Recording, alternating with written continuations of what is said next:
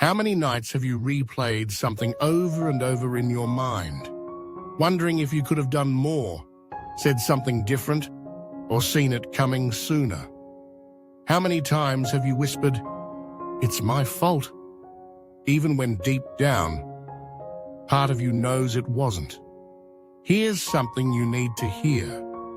It's time to stop blaming yourself for things you couldn't control. You're human. You did the best you could with what you knew at the time. And holding yourself responsible for every outcome, every heartbreak, every unexpected turn, that's not healing. That's self-punishment.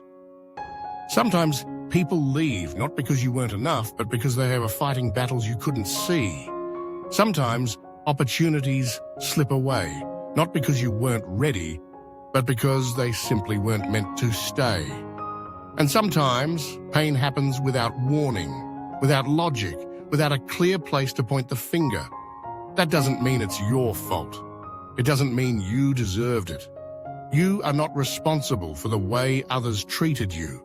You are not responsible for the storms you didn't create. You are not to blame for being in survival mode when that was the only way you knew how to cope. Blaming yourself doesn't change the past, but it does rob you of peace in the present. It keeps you trapped in a loop of shame, guilt, and self-doubt, a loop you don't deserve to live in anymore. What you can do is forgive yourself for not knowing then what you know now. You can offer yourself compassion for carrying so much, for trying so hard, for keeping it together when everything was falling apart. You can acknowledge the pain without turning it inward.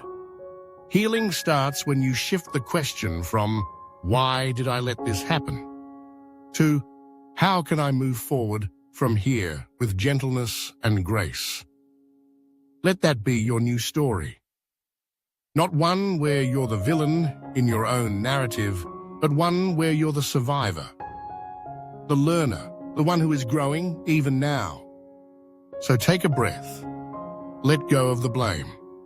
You don't have to carry that weight anymore. And if this message softened something in you, if it felt like truth in a place you've kept quiet, maybe take a moment to subscribe. Not just to this channel, but to a new way of treating yourself. With love, with patience, and without shame for the things you couldn't control.